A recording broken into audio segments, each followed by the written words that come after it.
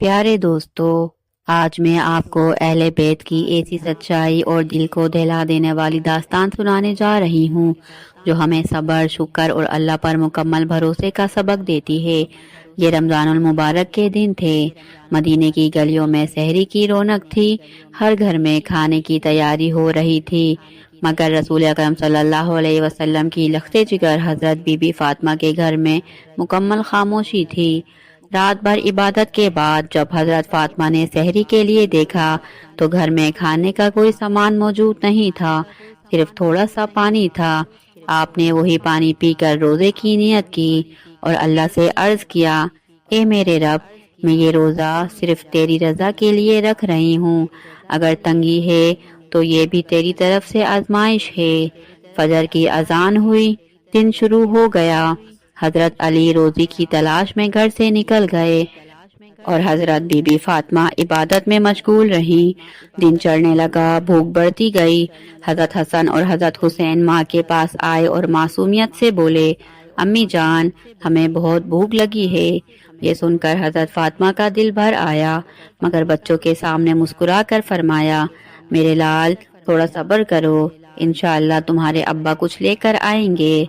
उधर हजरत अली पूरा दिन मेहनत के लिए दरवाजा खटखटाते रहे, मगर कहीं काम ना मिला। आखिर एक खजूर के बाग के मालिक ने उन्हें चंद घंटे काम के बदले खजूरें देने का वादा किया। हजरत अली ने सख्त मेहनत की, पसीना बहाया और शाम के वक्त चंद खजूरें लेकर घर वापस लौटे। उसी वक्त मगरिब की अजान हो गई। घर में बस चंद खजूरें और पानी था।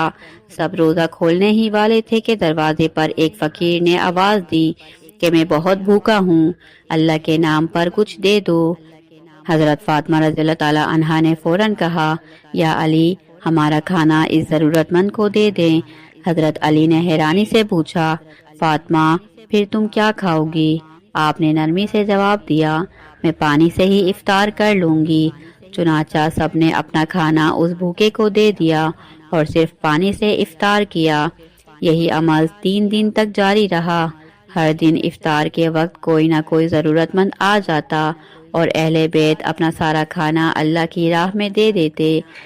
आखिरकार अल्लाह ताला को अपने नेक बंदों का ये सब्र और इसार इतना पसंद आया कि अल्लाह ने हजरत जिब्राइल को हुक्म दिया कि फातिमा और इनके घर वालों के लिए जन्नत का खाना ले जाओ। हजरत जिब्राइल इंसान की शक्ल में आए।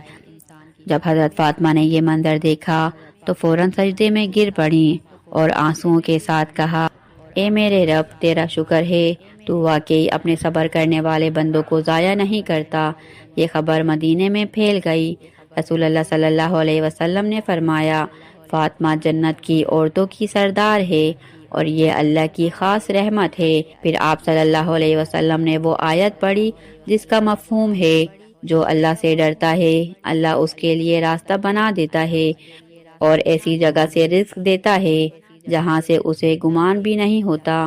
दोस्तों, अगर आपको ये वीडियो अच्छी लगी हो तो लाइक करें और मेरे चैनल को सब्सक्राइब करें। मिलते हैं